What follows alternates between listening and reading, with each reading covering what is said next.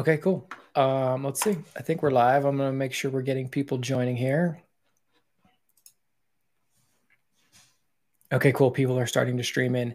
A few quick things before we dive in. Please use the live chat. Ask questions, say hi. It would be great if folks can let us know where you're calling in from today. I expect we'll have folks from all over the place. There are two chat windows which you will see. There's a Q&A section and a chat section. Honestly, it's easier just to use the chat section. So that's what I would suggest using. And if someone wouldn't mind just letting me know if they can hear George and I okay. I assume you can because we got messages coming in. Okay, cool. Very brief introduction. We're doing another webinar with George, friend from Minutia. This is another in a series which has been really excellent. We get very, very good feedback on the content and the webinars that you deliver, George. So thank you so much for coming back and doing another one with us. Today we're talking international content strategy, which interestingly is one that has come up, or a topic that has come up quite a bit in the Slack community, and that Sierra wrote a piece on as well. So I'm looking forward to diving in. I know we're going to talk some content and some SEO stuff today. So I will get out of the way. George, if you wouldn't mind saying hi, introducing yourself, and then we can dive in. Let's do it. Just the other day, I was looking at Google Drive, and I noticed that this is the 7th webinar we run together, which is kind of impressive. And after 7 webinars, people still joining. I don't know. I would call that a win. So I hope that people, stay with us until the end. I will start straight away because we have quite a few things to share today. So let's start. Just let me know, like with every webinar, that you can see what I see. And quick disclaimer before we get started, I will jump on and off because I have many tabs open, as you can see in my browser, to kind of illustrate several things connected to my presentation. Just keep that in mind. Okay, cool. Let's get started. Today we're going to discuss international content strategy. Before we dive into everything we've prepared for you, let me just share a couple of things about me. My name is George Cassiotis. I'm the managing director of Minutia. We are an organic growth acceleration agency for B2B SaaS companies, and we help these companies accelerate organic growth through data-driven content marketing and SEO. Okay, now let's start with some basics. First of all, what is international content strategy? International content strategy is the methodical planning, creation, and management of content for diverse global audiences, okay? And we have to take into account, while we are doing that, cultural and regional variations and differences between the audiences that we are targeting, right? Now, question here that is very important is, why should we care in 2023 with all these things that happen right now in our industry? Why should I care about an international content strategy in the first place? We have 4 main reasons. The first is to help your company diversify its traffic and customer acquisition sources by targeting people in different countries. That's the most obvious one, right? Because very often we focus very much on English-speaking countries, and as an extension, we create content for these countries and audiences. But there are so many other languages spoken in this world, and so many other countries that could be a great opportunity for us to expand. And rest assured that some of them may not be as competitive as, for example, the US market, right? So the first is to help diversify our traffic and acquisition sources. And the second reason that we have here is to help you lower your customer acquisition costs by targeting countries with less competition, right? Now, obviously, it's important to have an international content strategy because this way you can offer a cohesive experience to your website visitors and general audience. And the last reason that we have is that an international content strategy helps you ensure culturally appropriate and content, and of course inclusivity. Okay. Now, a while back, I had a chat with Fabrizio Ballarini, who is the head of organic growth at Wise, formerly known as TransferWise. I don't know if you know them, but if not, you should definitely check out what they do in terms of content and SEO. And they are like very focused on their international content strategy. And I was interviewing Fabrizio for our podcast, the SaaS SEO Show, and at some point, while we were discussing international content strategy, while on that topic, he told me that, and I quote, "We even produce content for the places we are currently not operating yet for two reasons. The first, at some point, we are going to get there. And the second, there is a good chance that serving the same intent with a localized page for that audience is going to work in that country and for that audience as well, right?" So a company that's very focused on like reaching international and global audiences through its content strategy is choosing to be proactive about it, and even launching content and versions of their website for languages and countries they don't operate in yet. Okay. Now, in general, there are three ways of approaching international content strategy.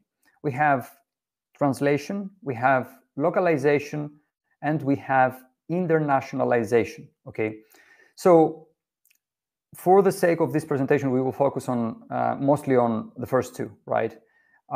Translation basically entails converting a blog post, just a simple use case, right? Converting a blog post from English to Spanish without changing any elements whatsoever on the page. For example, the links, the outgoing links that you have, or the graphics that you may have, and so on and so forth. This is translation, pure translation. Okay. Then we have localization, which is that in this same example that we just served for translation, the blog post would replace US-centric examples with relevant Spanish ones. Dollar references would change to euros, and outgoing links would be adjusting accordingly so that they link to and refer to sources from that, in that language, from that country. And when it comes to outgoing links to our own website, ideally we want to link back to pages that are localized as well. Okay. And we have internationalization, which is a completely different story. I would say that if you are not familiar with the term, then you shouldn't, get into it as much, and you should focus your efforts in localization. Just, a brief comment regarding that, though. This entails that new blog posts should be universally understandable, meaning that we have to create content not in the context of just one language and one country, but in the context of all these different languages and target countries that we have as part of our strategy, right?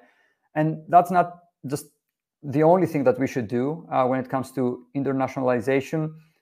Another thing that we should do regarding that is that the blog's code base needs to be able to accommodate various languages with different date formats, currencies, and so on and so forth. Okay. Now, as I mentioned, for the sake of this presentation and webinar, we will focus on localization. Okay. Now, we have a very good example of localization, which comes from Ahrefs.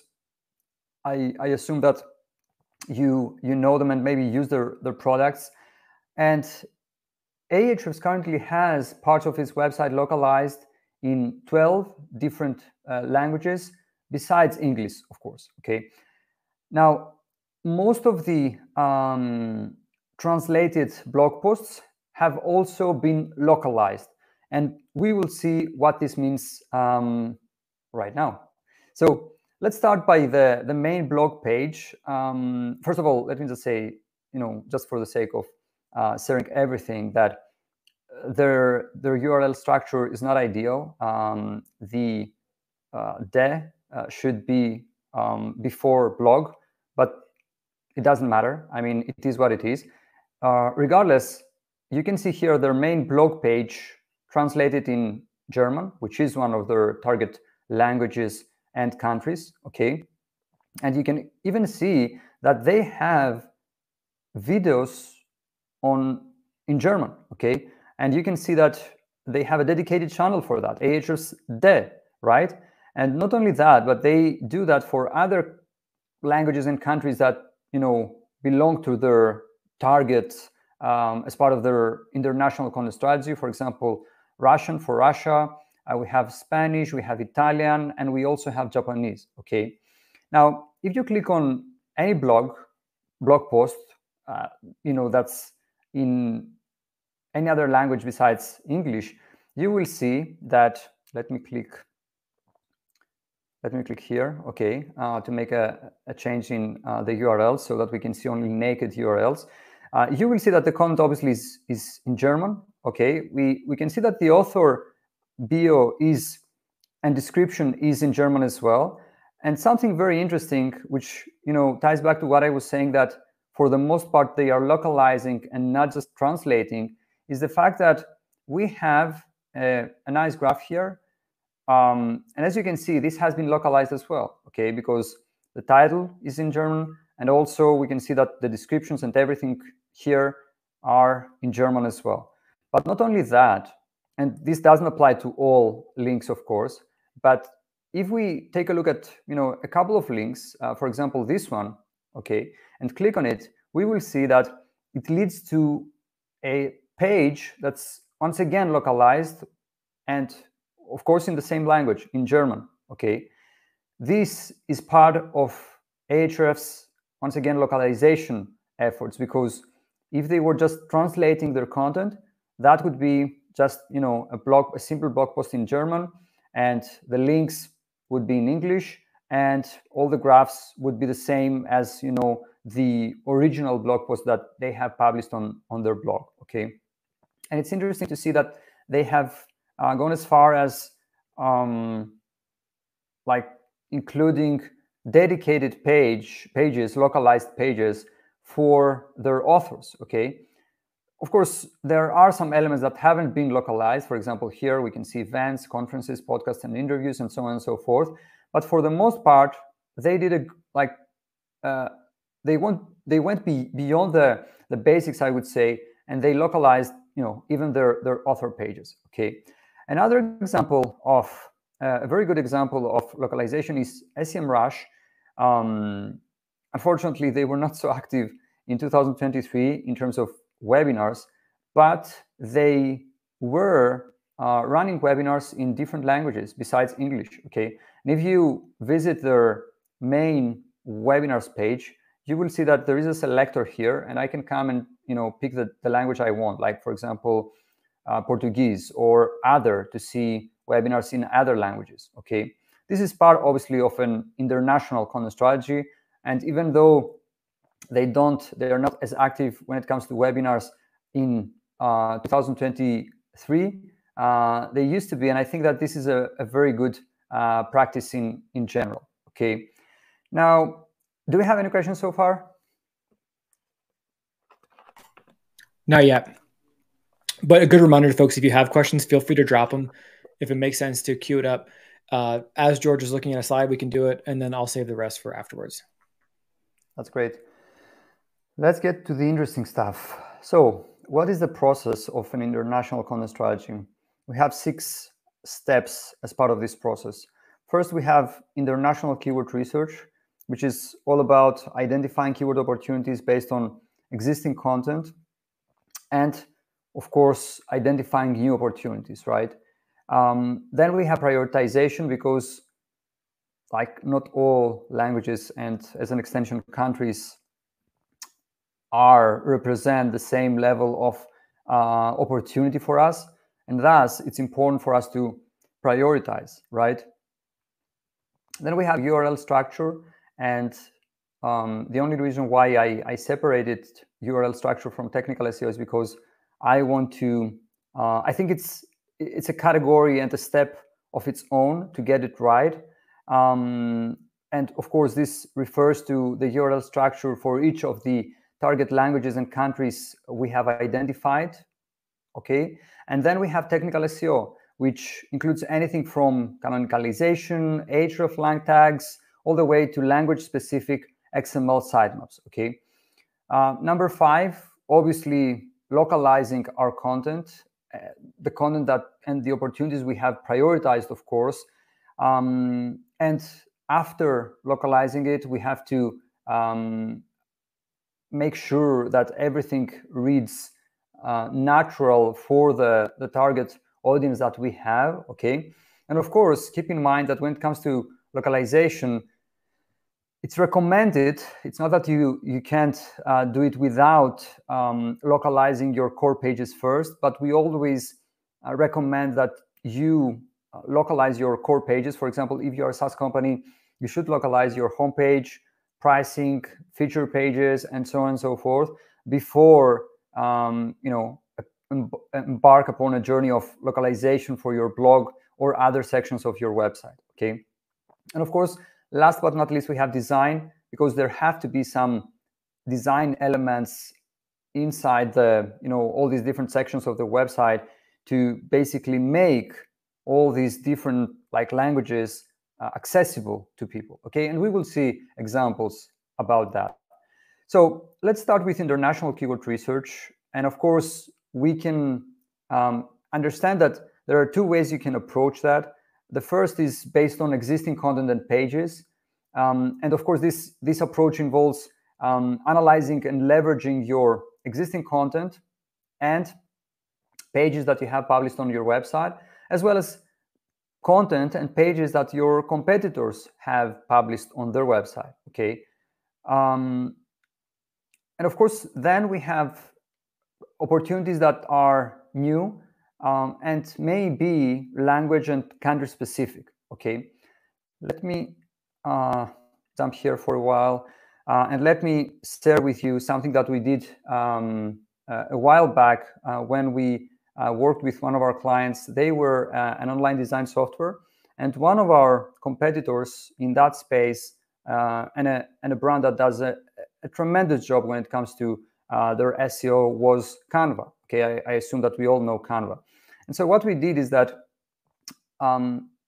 we had some notions as to which countries may be good for us in terms of localization, but we also wanted to see how other brands, most notably Canva, did in terms of their international content/SEO strategy. Okay, and so what we did is that we took some of their best performing countries, such as France, Brazil, Spain, and so on and so forth. Okay, and we analyzed the traffic that they get for each of the subfolders, which obviously represent target language and a target country. Okay, we took the total number of keywords that they rank for in that particular country and for that particular language, which kind of shows us the level of opportunity in terms of what visibility can we expect to get, right? And we did the same for organic traffic. Then we tried to identify the number of indexed pages that this website had for that specific subfolder, and we then came up with an average traffic per page based on the data that we had for each target country. Okay, and this kind of helped us draw a picture of what could be the best opportunities for us to go after. Okay, and after this process, one of the target countries that we chose to localize some of our feature pages and also content pages, blog posts, was Germany. Okay, and the way we approach this is that for the sake of this webinar, we only have landing pages, feature pages, but rest assured the same applies for content. Okay, so we started by the pages that we had on our website, and once again we used another website because we knew that they did a tremendous job when it comes to their localization efforts. Okay, so we started, as you can see here, with pages that exist on our website, for example, presentation software. we try to map that with a page that our competitor had, in this case Canva, okay, create presentations. And we also were able to identify the localized page for that target language and country that we were interested in by our competitor, okay? Now, this is the first level, because by analyzing that page, we were able to kind of figure out what could be the best keyword for us to go after. And finding the keyword is very important because it's the first step in the process of, creating the URL flag, creating the brief that will then inform the copywriter or the content writer regarding, how the page should look like, and so on and so forth. Of course, here, as you can see, we have the target keyword in English, okay? And since we live in the era of ChatGPT and generative AI, we used ChatGPT with an extension for being able to run ChatGPT in Google Sheets to get a keyword in that language that we are interested in for the page that we are interested in. Okay, so we have the target keyword in English. We have ChatGPT's let's say output in terms of that keyword. We also, the first level is this, that we analyzed that page and we were able to see, or at least to get an understanding of what the best keyword could be. And of course, we did manual research as well, because I guess that we couldn't just trust the fact that Canva chose the right keyword here, or the fact that ChatGPT gave us this keyword here. We did manual research as well, and after all these things, we were able to map the right keywords to the right pages. And of course, as I mentioned, this was just the beginning of the process of localizing landing pages, feature pages in this case, and content moving forward for our client's website. Okay. Now, I shouldn't be sharing this because, unfortunately, if any of our competitors is watching this webinar, they will copy it. But I would like to share with you how we think about prioritization after identifying the best keywords for each country that we are interested in, and language, of course, right? So what we have here is a sheet that we use. For the sake of this presentation, I've hidden some tabs to simplify things. But as you can see here, and this is just dummy data, okay? I just want to show you how you can think about prioritization after you identify the best keywords and map keywords to pages, or identify new keywords that you can go after for a target language and country, okay? So as you can see here, we have dummy data once again, and we have 3 countries, Germany, France, and Portugal. And let's assume that these are target keywords for us, and that we have inserted data like, the volume in that specific country for that specific keyword, and so on and so forth. So the way we handle prioritization at Minucia is not just, seeing what our competitors do, or even getting data from our clients as to, we had 2 paying customers from Germany in the last 6 months. It seems that this is a good target language and country for us to go after. But we take into account the data that we have gathered for all these different countries, and then we come here to what we call ROI forecast and say that, we want to try to understand what's the level of opportunity for that specific country, in our case, Germany. And our, tool tells us that, based on the data that you gave me, it seems that the total level of opportunity, and this is just, target keywords. Obviously, a page ranks for more than just one keyword, right? But this is just a baseline for us to understand whether or not it is worth going after one country, okay? But in this case, you can see that we have a total of 12,200 page views for the country of Germany, okay?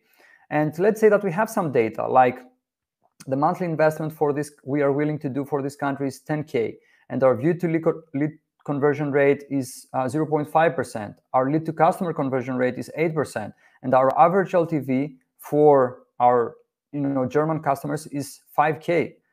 Okay, then this can help us make some projections, because we start with zero visibility in that country and we want to get there. Okay, can we use that in order to make a case internally to say that, you know what, yeah, for the first 5 months we will be losing money essentially, but after month 6 we can like turn the ship around and actually turn a profit. Okay, and we can do the same for any other country that we have gathered keywords for. For example, let's say France. Okay, France, we can see that the total level of opportunity according to our tool is 21,800 page views. So we can come here and change the number, and let's say that our lead to customer conversion rate for France is not so good. It's 4%, and you can see that you get different data based on the adjustments that you made. Okay, this is just to help you understand that you can go very deep when it comes to prioritizing the countries that you are going to go after as part of your international content strategy. Okay, back to our presentation. Now, a few things that you need to pay attention to when it comes to international keyword research. You have to identify who your actual competitors are in the international market, because you may know some prominent solutions, such as the example I shared earlier, with Canva. They're obviously a great tool that everyone knows, but rest assured that in some countries, for example, Germany, since we used that as an example earlier, there may be some tools that are, operating in just that country. So we need to take those competitors into account as well. Okay, you can call them local competitors or regional competitors, doesn't matter. The point is that you need to take them into account as well. Okay, because you may learn from their strategies as well. Now, the second point that I would like you to pay attention to is that you shouldn't assume that your competitors know everything. Okay, in the exercise we did earlier, using Canva as a vehicle, let's say, for our international content strategy, we saw that in several cases, many of the keywords that they were targeting for like some of the target languages and countries they had were in fact not the best keywords to go after. Okay, so if our first and last level of, let's say, validating a keyword was Canva, then chances are we would make some mistakes during the process. Okay, so don't assume that your competitors know everything. You should always validate things and go way beyond what they are doing or what ChatGPT tells you, and so on and so forth. Okay, be aware that direct translations of keywords may not always work. You have to take into account local slangs, idioms, and so on and so forth. Don't forget about country-specific search engines like Yandex for Russia, like Baidu for China. This can be a great source of opportunities for pages that you can create. Also, if you are operating in a kind of regulated market, like if you are in fintech, for example, you have to keep in mind that some countries may have regulations about certain content types, and make sure that you are aware of all these regulations before you choose to create a content or localize a page for that target country. Okay, and last but not least, there are keywords that have different search intents, believe it or not, in different countries. Okay, you have to be sure to make sure to identify the search intent behind each target keyword before localizing a page. I think it was a couple of weeks ago, we were doing recordings for the SaaS SEO Show, and I had the guest Laura Pascu-Skaite, who is the head of SEO at Surfshark. They are doing a great job when it comes to their international content/SEO strategy. And Laura shared something very interesting with me. She told me that the term Wi-Fi VPN in English-speaking markets usually indicates the need to stay secure on public Wi-Fi. When we analyzed the search intent in Poland, we understood that what people are actually looking for is to set up a VPN on their home router so they can have a secure Wi-Fi at home. So the content is completely different, and we can translate the same page and leave it like that, okay?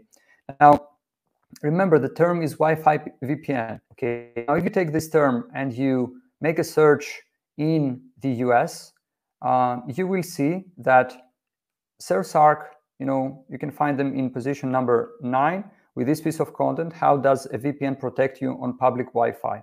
This is it, okay? Now, if you do the same for Poland, you will see that SERSARC ranks in position number 6, which means that chances are that they satisfy search intent with their piece of content with this piece, okay? This is it. Now, if I'm not, I don't know Polish. So what I did in a very simplified way, let's say, of validating what Laura shared with me, is I took that and I used Google Translate, okay? And as you can see, the English translation of that is how to set up a VPN on your router, okay? 2023 update, doesn't matter. The point is that indeed, this piece of content could not just be kind of translated based on what we have here, because the intent for that specific country and that specific language is different. So it's your job to always kind of understand the intent behind the target keyword. And if that means that you have to create a new piece of content from scratch, even if we are talking about the exact same keyword, then you just have to do that, okay? Do we have any questions before we move forward?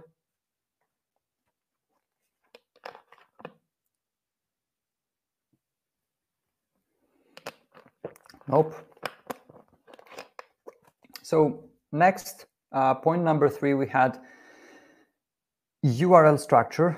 And let me just say here that things can get very messy really quickly when it comes to URLs.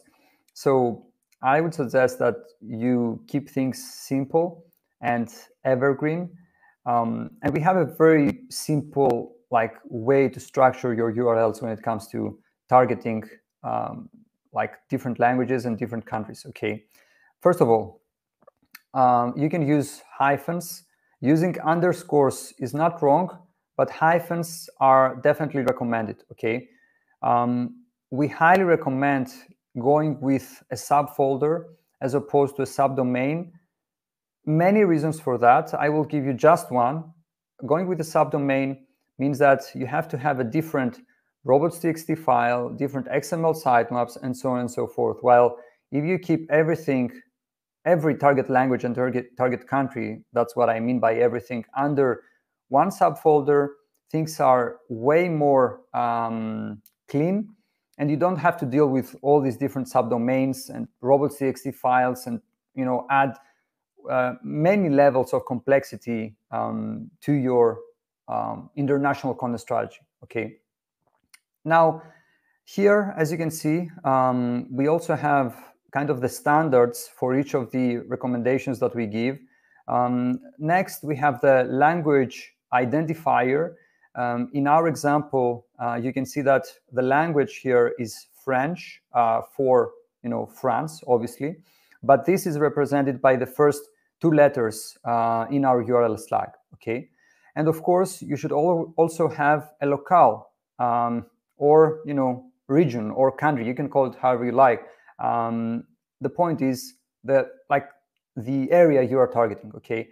And this is represented here in bold as the 2 letters here, okay? As we discussed, first you have the language, and then you have the country that you are targeting. So in our example, this means that we have everything under one subfolder, example.com/fr for the language, French, and hyphen fr for the country, okay? And you can see the respective standards to basically help you in your research if you are looking for other languages and other countries. Okay. Then we have technical SEO as one of the elements and steps of the process, for your international content strategy. And let me just say that technical SEO can be very challenging, and I will not even bother discussing things like having local servers and things like that. These are way advanced. To begin with, you need to keep in mind these 4 things. Canonical tags, the first and very important, you need to use the rel equals canonical tag appropriately to prevent duplicate content issues, and essentially declare the canonical version of a page and say that, this page also has some, let's say, alternative versions of it in different languages, okay? And here we have the hreflang tags, where you can basically sort of declare the target language that you have for each page. You can also, even though it's not mandatory, but definitely recommended, have international versions of your website in language-specific XML sitemaps, okay? And of course, you need to make sure that you have implemented schema markup, structured data in that language that you are targeting and for the countries that you are targeting. Okay, this is it when it comes to technical SEO.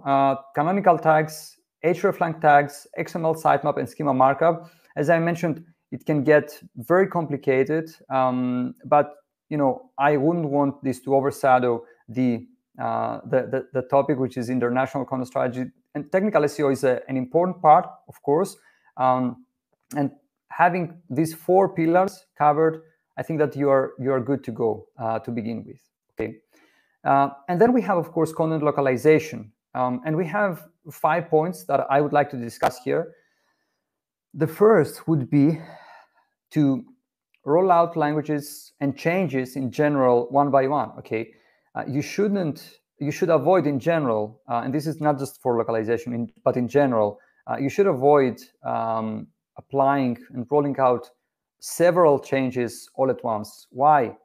Something may go wrong. Okay, it's better to have the experience of rolling out one language before you decide to roll out the second, the third, and so on and so forth, rather than roll out 12 languages all at once and see that something in your process was broken and then try to to fix things. Okay, the second point would be to, even though tempting and easy, you should try to not work with a simple translator. Okay, you should try to find native speakers, ideally people who live in the countries that you want to target, not just speak the language and can translate a piece of text.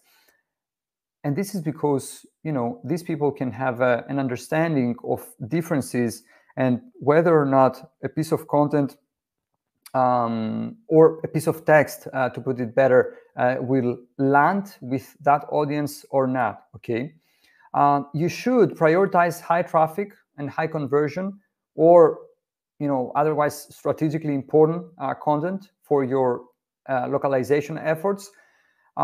If possible, as we saw with Ahrefs earlier, you should go for region-specific or country-specific, let's say, social media channels.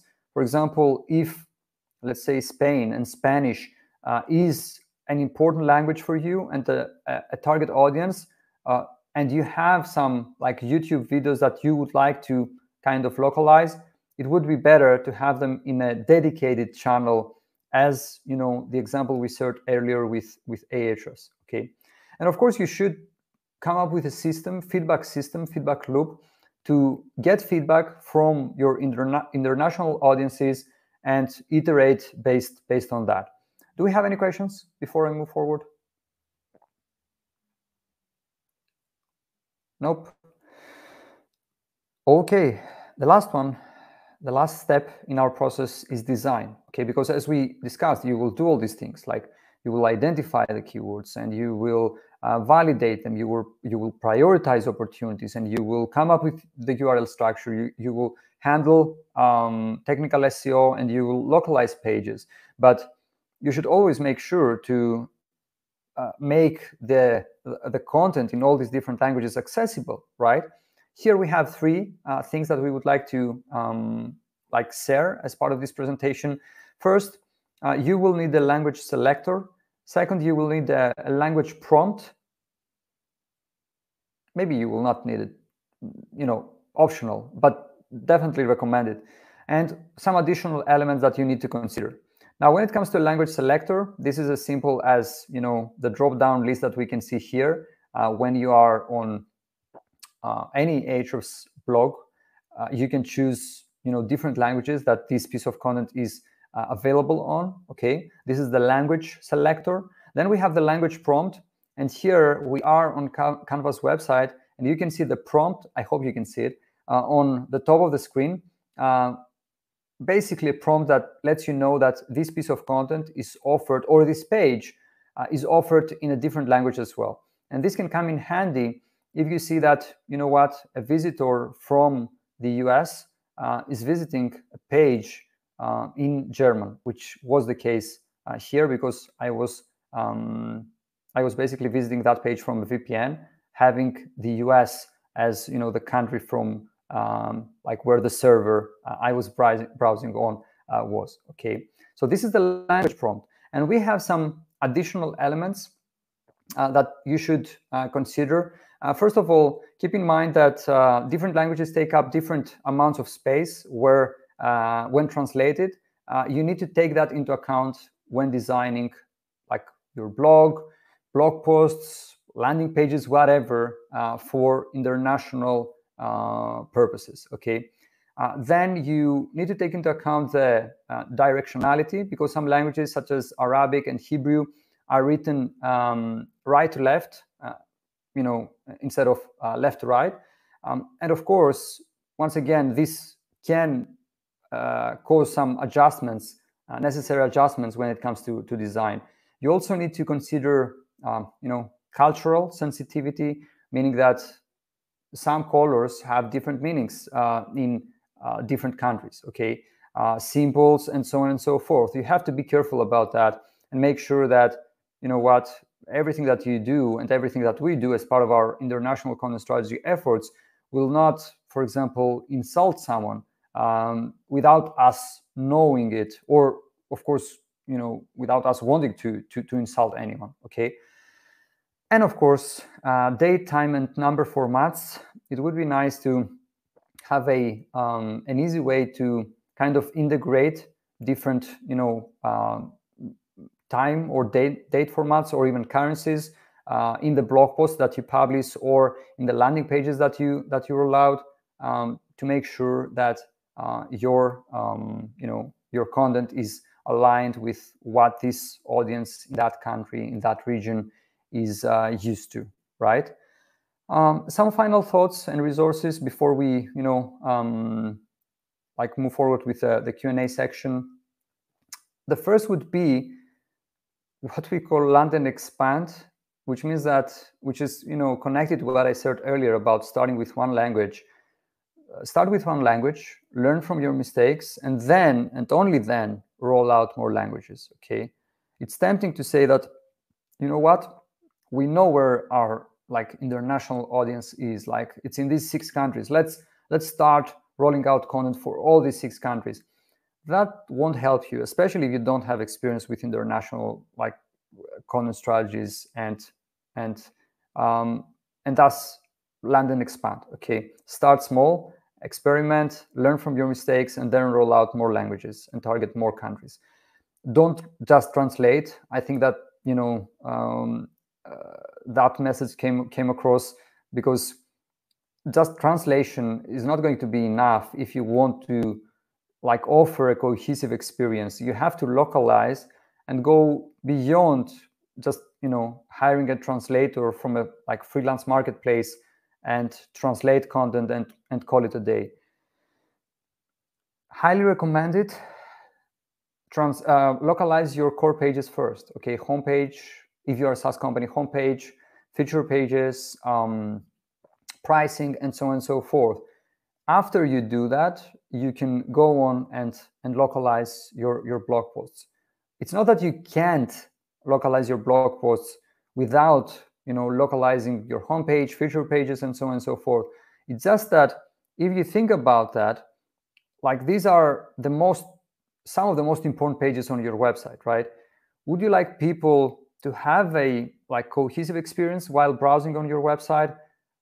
If the answer is yes, then you should start there and then localize other sections of the website. And of course, the last point, many things can go wrong with a localization project. This is why we recommend working with experts to avoid mistakes. Okay. Some resources that we have here, mainly things that we do, such as a keyword research webinar we did with ClearScope, our podcast, our blog, our webinar section, and Minusia on YouTube, our YouTube channel. Okay, that's pretty much it. And from what I can see, we are very good in terms of time. We have 10 minutes for the Q&A section. Jimmy, I can't hear you.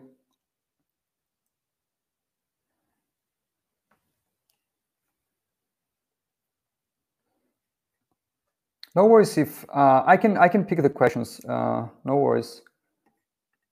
Let me check. How would you recommend? This is from Tyler. How would you recommend approaching localization where target speak similar language, UK vs US?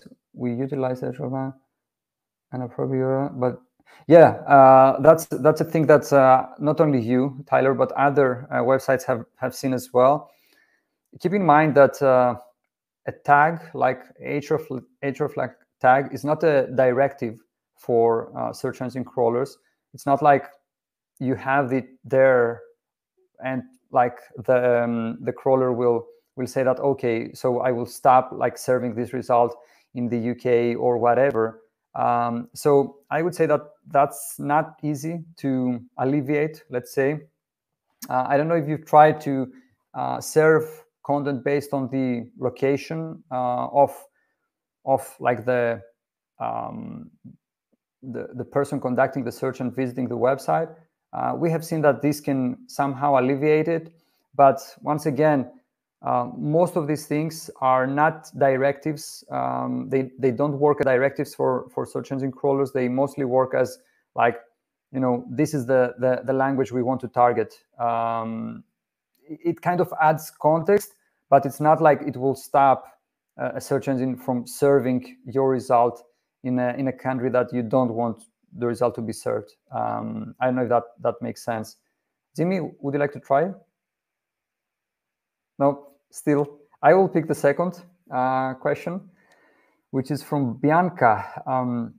For the keyword research stage, did you use translators or just ChatGPT? That's a great question. I would say that, as I mentioned, Bianca, we have 3 levels, okay? And you should have different levels. In this case, in this example, we were taking a look at competition. So we saw what one of our most prominent competitors did. Okay, that's one level. And we took, each of these pages, we analyzed them on Ahrefs. We saw what are the best keywords, let's say. We got an understanding and some context as to what the best keyword could be. Then we did manual research, as I mentioned, and we also had ChatGPT. So 3 layers, essentially. From all these things, and when I say manual research, if you use any of the keywords I shared with you, for example, for presentation software, and make a search using Nightwatch, which I shared earlier, which is a Chrome extension, free. You can feel free to use it. You will be able to see the pages ranking in the top search results, right?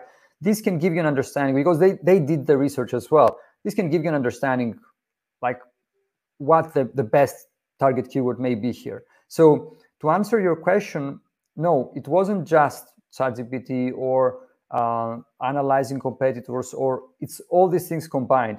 You should have different layers when it comes to international content strategy. And on top of all these, if you can have not a translator, going back to what I was saying about the importance of having not just translators, but people who live in that country and like are native speakers, you can ask them to like take a look at the keywords you came up with, because they can give you additional insights, and that could definitely be helpful. What teams inside an agency need to be involved in this process? That's a great question. Firebrand Creative, yeah. So that's a great question. I would say if you ask for us, I can say that for an international content strategy project, we involved an SEO strategist, obviously. We involve a content lead, and of course, if that's a language we cover, because we have a diverse team. We are a remote company, and we cover different languages. We have them, I mean, internally. That's great. Then a content writer will work on that like project.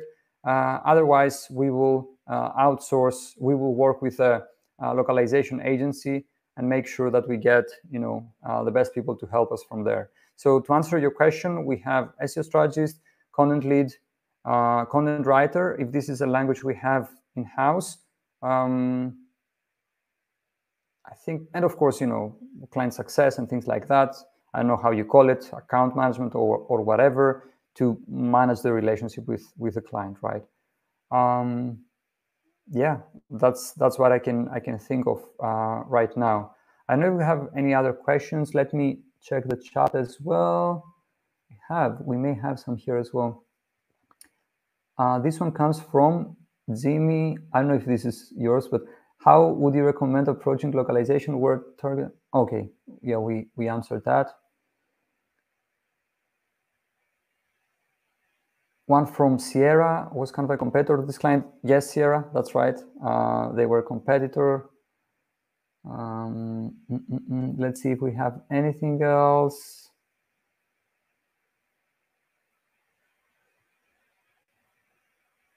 Someone asked about the, you shouldn't take notes, of course. There will be, you will have access to my presentation, so no worries about that.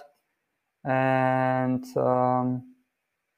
yeah, I'm not sure if I'm missing any questions, folks. If I'm missing anything, you can always like reach out and ask on LinkedIn. And I guess we can wrap things up, or I can wrap things up. So I serve a different, a double role today, I guess. Anyway, thank you all very much for joining us today. I hope you got value from this webinar. As I mentioned, this was the 7th one, so it took a long way to get to this number. And yeah, you will have access to the recording and the presentation after we finish with this session. And if you want to reach out, feel free to do so. The best place to find me is on LinkedIn. Check our website, minutia.com/T. And yeah, thank you all very much. And depending on where you are in the world, have a great day, rest of the day. And yeah, thank you all very much for your time.